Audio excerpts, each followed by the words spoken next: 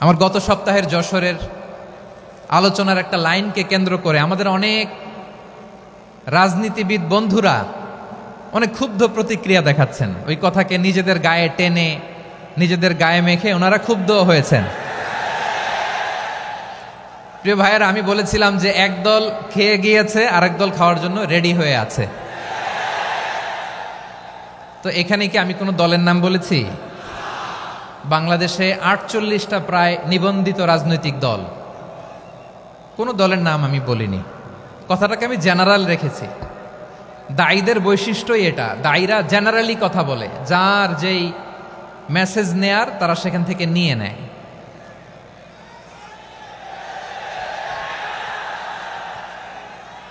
তো কোনো দল এটা নিয়ে কোনো কথা বলল না।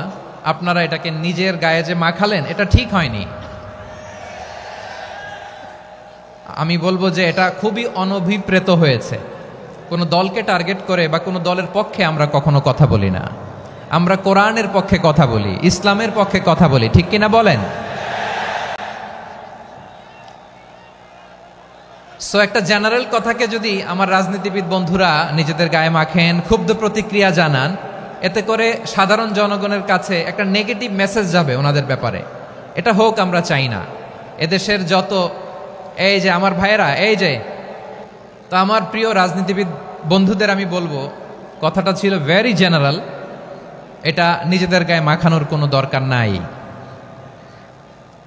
আমরা এই যে এক্সিস্টিং যে রাজনৈতিক চর্চা, এটা থেকে আমরা বেরিয়ে আসতে চাই।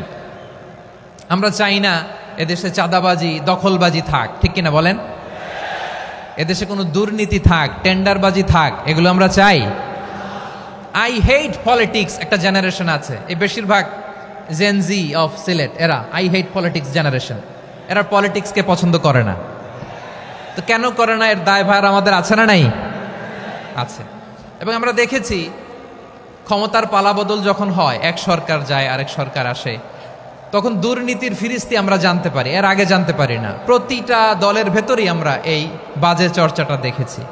সো এখন আমাদেরকে শুধরে নেওয়ার সময় এসেছে। এটা এই সুন্দর সময়, নতুন প্রভাতের বাংলাদেশ, নতুন ভোরের বাংলাদেশ, এই সময় আমরা কাদা ছোড়াছড়ি যেন না করি।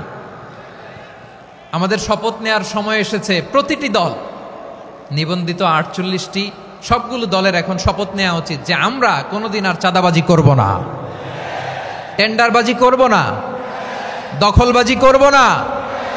আমরা সবসময় দেশের পক্ষে থাকব, সবসময় দেশের পক্ষে থাকব। সেই কথাগুলো ছিল ভেরি জেনারেল। যে কথাগুলো আমরা জেনারেলি বলি, এগুলো জেনারেলি আপনারা নেবেন। আমার রাজনীতিবিদ বন্ধুদের কাছে এটাই আমার কামনা। আর এই জাতীয় বার্তা যখন আমরা দেই, তখন যদি আপনি বলেন যে পারলে রাজনীতিতে আসেন, পারলে দল করে দেখান, এটা হইল? আমি কি এরকম কোনো কথা বলেছি? না। আমি একজন মুফাসসিরে কোরআন, আমি একজন আলেম, এর বাইরেও আমার সবচেয়ে বড় পরিচয় আম আ সিটিজেন অফ বাংলাদেশ। আমি বাংলাদেশের একজন সাধারণ নাগরিক। আমার দেশের যে কোনো সমস্যা, যে কোনো ইনকনসিস্টেন্সি, অসঙ্গতি নিয়ে মত প্রকাশের স্বাধীনতা আমার আছে না নাই? আপনারাই তো বাক স্বাধীনতার কথা বলেন, ফ্রিডম অফ স্পিচের কথা বলেন, বাক স্বাধীনতার কথা বলেন। আপনারাই যদি আবার কোনো মন্তব্যের কারণে বলেন যে রাজনীতির মাঠে আসেন, দল করেন, দেখি কতটুকু পারেন, এটা ঠিক হবে না। তাই প্রিয় ভাইয়ের, আসুন আমরা দল মত নির্বিশেষে কাঁধে কাঁধ মিলিয়ে সোনার বাংলাদেশ গড়ি, দুর্নীতিমুক্ত বাংলাদেশ গড়ি। যে বাংলাদেশের জন্য রক্ত দিয়েছে আবু সাঈদ, যে নতুন ভোরের বাংলাদেশের জন্য রক্ত দিয়েছে মুগ্ধরা, যে নতুন বাংলাদেশের জন্য রক্ত ঝরিয়েছে ২৪-এর যে গণ অভ্যুত্থানের প্রত্যেকটি শহীদের আওয়াজ করে বলেন ঠিক কিনা? আল্লাহ তাআলা আমার দেশকে তুমি নিরাপদ করো, শান্তিময় করো। আমরা যেন স্বাধীন সার্বভৌম বাংলাদেশে মাথা উঁচু করে বিশ্ব দরবারে দাঁড়াতে পারি। আল্লাহ তুমি তৌফিক দান করো। আওয়াজ করে সবাই পড়ে আমিন।